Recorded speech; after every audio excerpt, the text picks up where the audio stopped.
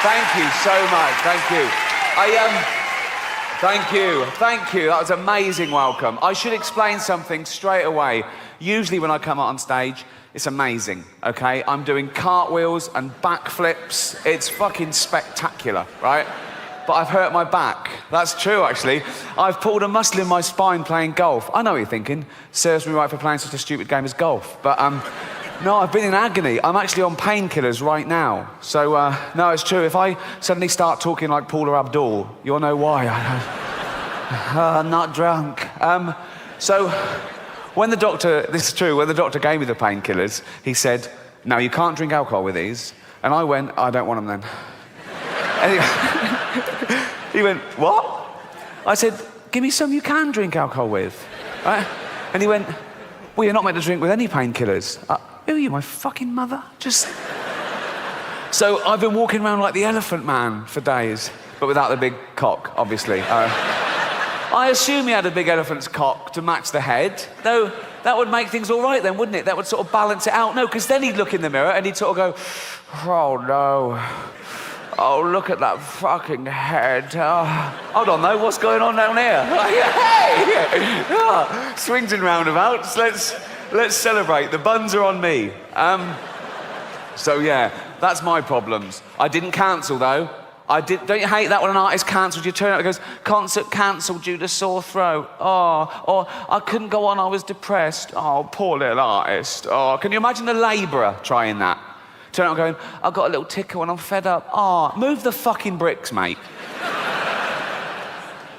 Never cancel. I had a gig in Dublin a couple of months ago, okay, and as you know, Dublin is in Ireland, which is off, it's off the coast of Great Britain. It's not part of Britain, but it's very close. It's sort of like our Cuba, I suppose. It's that...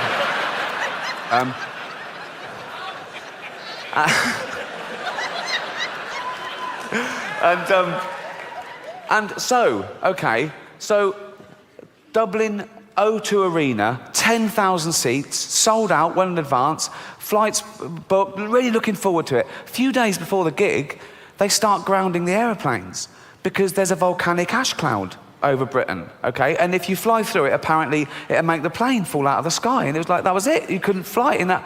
I mean, a volcano goes off in Iceland and we can't, what's the point of Iceland, really? You know what I mean? What are they... Just fill in all the volcanoes with concrete, okay? Just... In fact, tarmac the whole country and make it a car park for real Europe, because it's a waste of fucking space, okay? And so, I'm thinking, well, I've got to get there. I can't cancel. And there were sort of pop stars and people coming over from America, and they were cancelling their flight because they couldn't get in and out. I thought, I can't. So I hired a helicopter to and from Dublin. It cost me £12,000, right? Just because I couldn't bear to let anyone down or take the ferry. That was... they were still running, sure. But that would have meant mixing with the general public, and I don't... although too much heroin is death, basically. That's when you know you've had too much. You go, "Oh, fuck, I'm dead. I'm fucked." That's the thing, though, with heroin. You know, try anything once, kids, sure. But know this, right? No. You think, I'll try heroin. I'll just try one. Give me a heroin. Give me one heroin, okay? Just have one. Oh, what's it like? Oh, it's fucking lovely. I want more. I can't just tap. It's like Pringles. It's like, once you pop, you can't stop. I think that's how it works. I'm not an expert. Believe it or not, I've never been a heroin addict. I've been in doorways, right? But, exactly, oh yeah. He hasn't done those things for a while. He hasn't done those things that we never did in the first place. Why are you applauding someone for suddenly acting like a normal member of society? It's like I've lost a bit of weight. I've lost about 20 pounds. Exactly, what? No. You're basically applauding me for only eating as much as I need now. I should have always been doing that. I got fat because I was a greedy, lazy bastard. There's no other explanation. And I needed people they come to me now and they go, oh, well done, you look great. But they weren't telling me I looked terrible. They're basically saying I look terrible. No one told me at the time. It was really taboo. I needed waiters to come over and go, "Fuck off, you've had enough," right? And I've been criticised in the past for having a go at fat people. I've never had a go at fat people. I've only ever pointed out the fact that you get fat if you take in more calories than you burn off. That's simple science. I don't judge them in any other aspect of their life, but that's what happens. You get fat if you take in more calories than you burn off, okay? And that's indisputable, okay? Now, the thing is, people think I'm having a go. I'm not, because I don't judge them. If I see a fat person, I don't make assumptions about him other than how they got fat. And, this is the other thing, wait, right? Not only is that what makes you fat, people know that's what's making them fat. No one got fat behind their own back. No one and went, what the fuck's that? Okay? It's not a surprise, it's a gradual process. You have loads of time to back out from this project. Also, no one's sneaking into thin people's apartments and injecting their lettuce with 1,000,000 calories. That doesn't happen, okay? They know what's doing. If you go up to a bloke and he's surrounded by cakes and pies, right? And you go, you know what's making you fat, don't you? He doesn't go, is it all the running? He knows what it...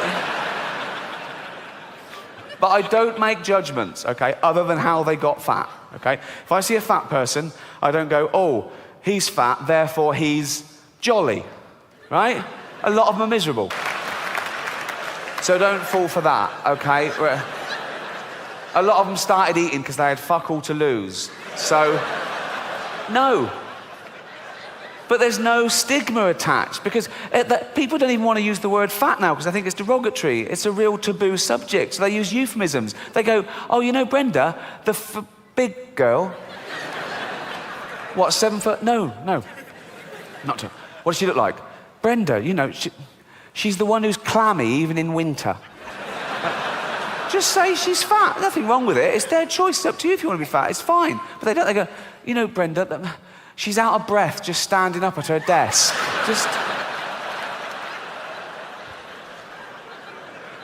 But even though it is their own fault, and it is their own fault, I feel sorry for them, right? No, I do, particularly fat women, because fat is a feminist issue. Men get fat and we just go, fuck it, all bought and paid for, you know. We don't come under the same constraints of society, whereas women are inundated with images of how you should be, size 0 models, this diet, that diet, look like this, keep your man. And they make such an effort, don't they, fat girls? They've always got lovely hair, aren't they? They're always having their hair done. They've got lovely hair. Always got lovely hair. Always got those lovely false nails, haven't they? They make an effort. Anything but jogging, right? They love high heels, don't they? They think it makes their legs look less. It doesn't. It just... You can just hear them coming now. I don't want any fat people to feel uncomfortable at one of my gigs, so next time, buy 2 seats. I'm joking. I'm joking. Shut up. I'm not having a go. I'm just pointing out, you know. I was listening to the radio. Ricky Gervais, he makes jokes about fat people. He wouldn't make jokes about gay people, would he? And being fat is like being gay. What? No, it's not. What? You can't choose your sexuality. As we've established, you choose whether to eat too much or not. You know, with your sexuality, you're born, you grow up, you discover you like same-sex relationships, and that's it. You're gay, okay? For being gay to be the same as being fat, you'd have to be... Oh. Happy 16th birthday, son. This is Raoul. Suck his cock. Sorry, father? Suck his cock. 16 now, suck his cock. One cock. Suck... that's not sucking it, that's playing with you. Put it in your mouth. Put it... Look, have a go, you might like it. Oh, it's not so bad, is it? I fucking love these. If that happened, then being gay would be the same as being fat, but it doesn't, so it's not, okay? I was on a plane last year, okay, going from New York to LA, okay? And me and my girlfriend were one side of the plane, there was the aisle, and the other side, there were these 2 huge fat women, okay? Proper fat. One of them just got on and went, can I have a belt extension? Yeah, of course you can, you've earned it, right? So... Proper. In fact, I was thinking of calling the pilot out and going, should one of us swap with one of them? Otherwise, we're just going to Canada. Do you know what I mean? And one of them was even fatter than the other one, okay? And she was there, and she'd got on the plane with one of those takeaway buckets of fast food. Bucket. I mean, there's your first clue. When did that happen? When did fat people just give up? When did they go into a shop and go, oh, fuck it, just treat me like a farmyard animal? Really? Give me it in a bucket. In fact, just strap it to my fucking head and I'll just... A bucket? Really? You want your meal in a bucket? Yes. Right? So she's there and she's chowing down, right? And I swear she turns to her fat friend and says, this is the best fried chicken I've had all day.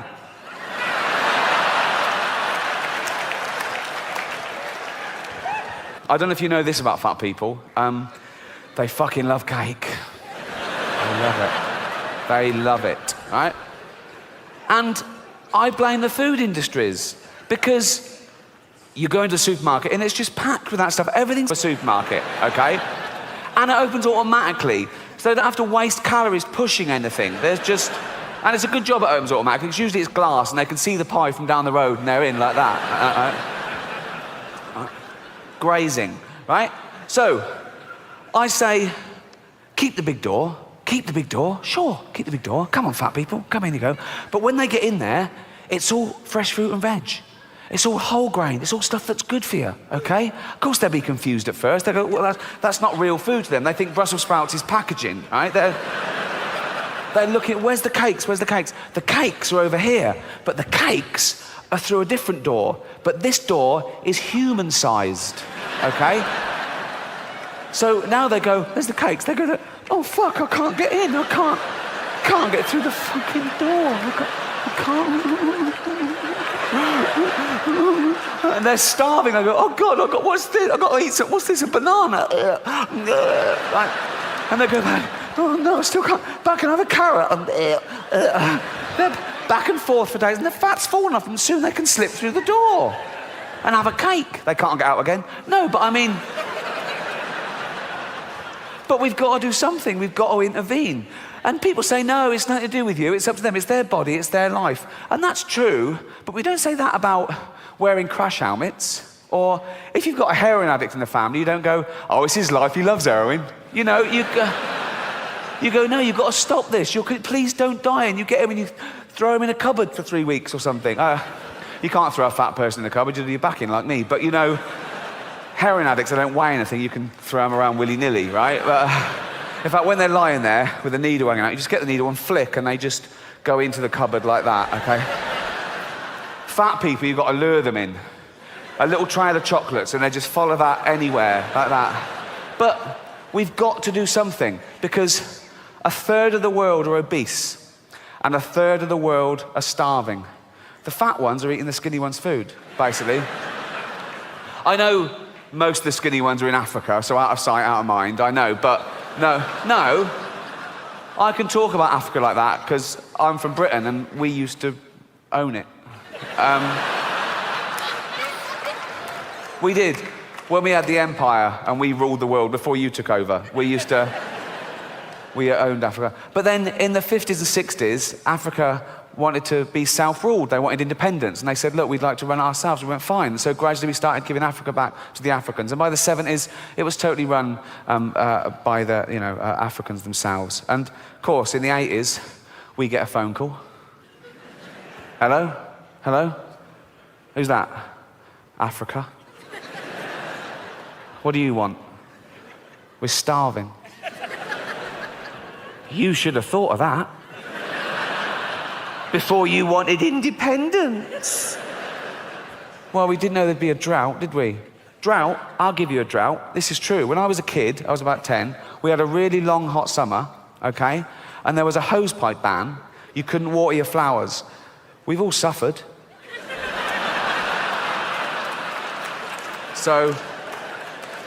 That's true, actually. One long hot summer, and the water ran out, and we didn't know what to do. We thought, what can we do? And there was people coming around your house trying to tell you how to conserve water. They were saying things like, when you brush your teeth, don't let the tap just run. You know, put a little glass in it. And they came around, they were putting house bricks in the cistern of the toilet to save water. And there was public information films on the television. There was one advert that was like, it was like an animation, and it was like a couple in the bath. And it said, conserve water, take a bath with a friend. Which I did. I say a friend, he was more a friend of my granddad's. But, no. £10 is a lot to a kid in England. What? He taught me a lot, stuff like, you don't wash it like that, give it here. No, he was a sweet old man.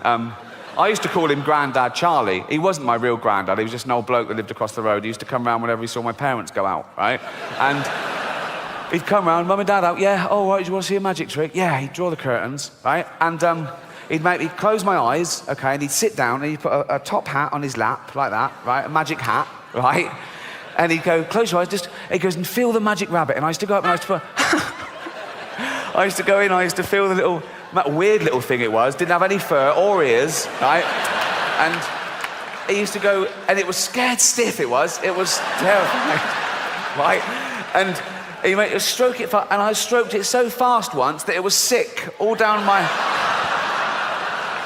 Shut up, fuck off.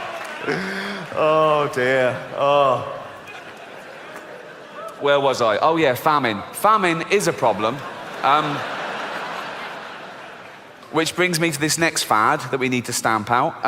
This happened Christmas before last, exchanging gifts with old friends, good friends, quite well-off friends, if I'm being honest. I got them a coffee-making machine from Harrods, top of the range. They loved it. They gave me my present. It was just an envelope. I thought, oh, what's this, vouchers? Opened it up. It wasn't vouchers. It was just a card with a picture of a goat on it. And I said, what's this? They went, oh, our gift to you is we gave a goat to an African family. What is it? Oh, we gave a goat to an African family. Did you? Oh. So I've got fuck all then, basically. I mean, I don't even know this African family. Why would I give them a goat? It doesn't matter. This serves no purpose at all. This is no good. This is shit. Oh. Really? God just looking on. Oh, carry on. See what happens. See what happens. Oh, see what happens. Yeah. Oh, see what happens. Bloke there running off with a big bag of money. Don't put it in a bank, you cunt. Right. To genocide. What happened to 1 verbal and 2 written warnings? Straight to the annihilation of the entire human race because of fatty yellow trousers pick someone's nose. Really? Fuck. Anger management, man. Just calm the fuck down. Let's talk about this. Wow. I read that to Carl Pilkington, right? Who is, yes. Head like a fucking orange, I know, yeah. And I read that bit to him. They are so wicked, I'll have to wipe my face the earth. And Carl said, he sounds gay. I said, what do you mean? He went, some gays are a bit like that. He thought God was like having a hissy fit. Like he's going, no, they treat me like a bastard, I'm going to treat them like a bastard, I'm going to show them, I'm going to wipe them out. I said, Carl, God is not gay, okay? Read the Bible, he hates them. What's the squid ever done? Really? It's gone mad. What? But he's not gay. God is not gay. But there was one man who was still very good. His name was Noah. He was a friend of God. Just a friend, so don't know.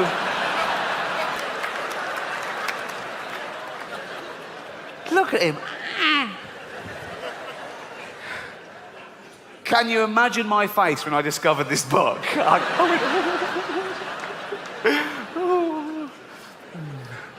Next slide, please. Ah, okay. Unless the one on top is wearing a strap-on dildo.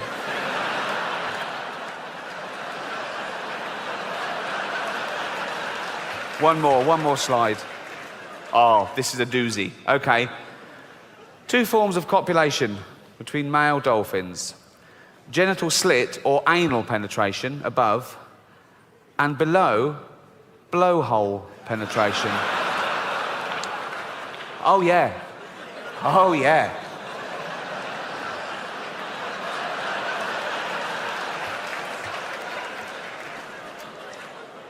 Basically, he is fucking him in the head. It's in the head. He's fucking him in the head, ladies.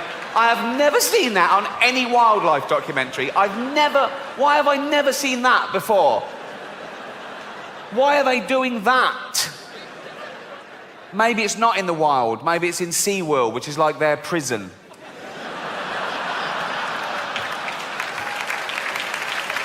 And they're going, fuck's sake. They put in 2 males.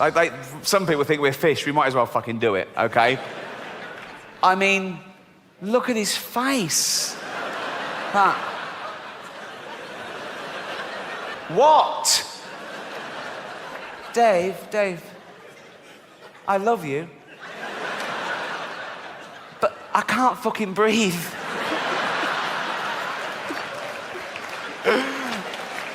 That is a real book.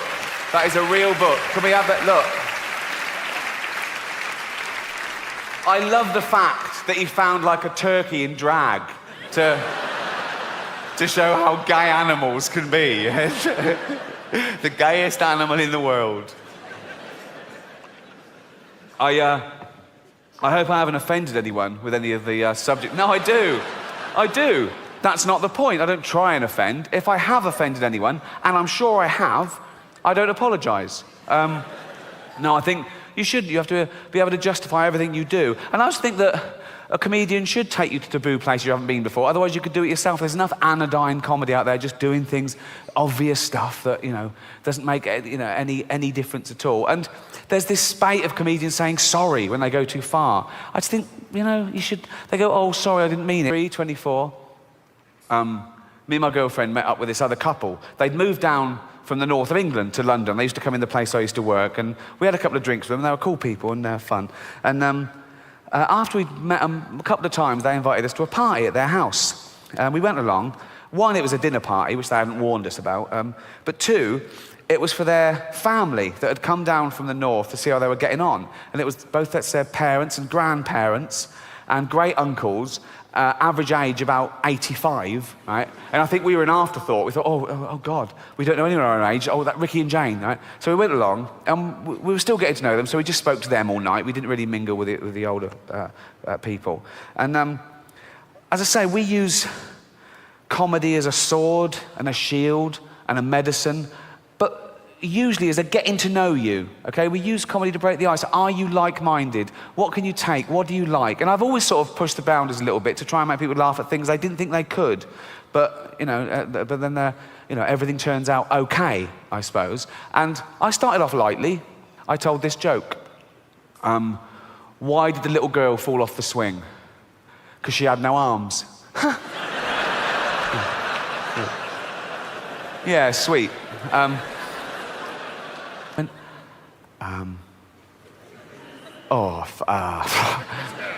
Father sitting at home reading the paper. Little girl comes running, told the whole joke, got to the bit, we'll make something up. They went, silence. I looked at Ian, he went, not that one. Thank you so much, you've been fantastic. Good night.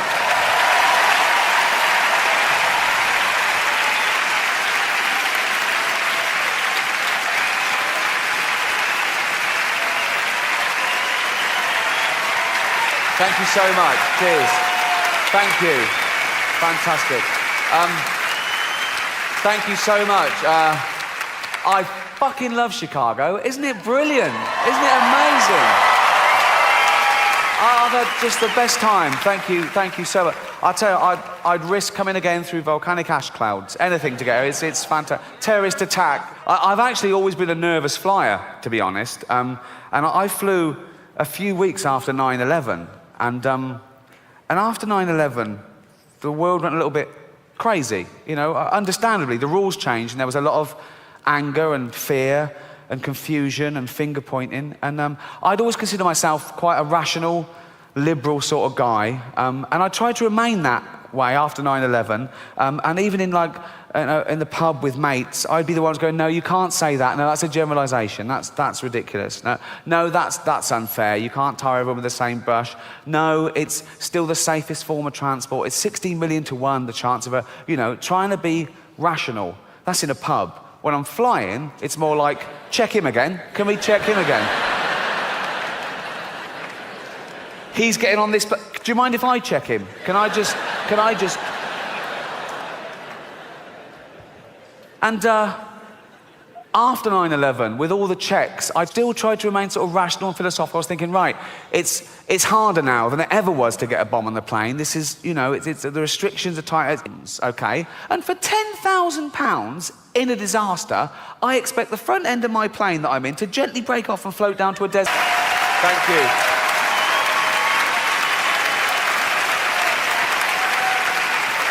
Cheers, everyone.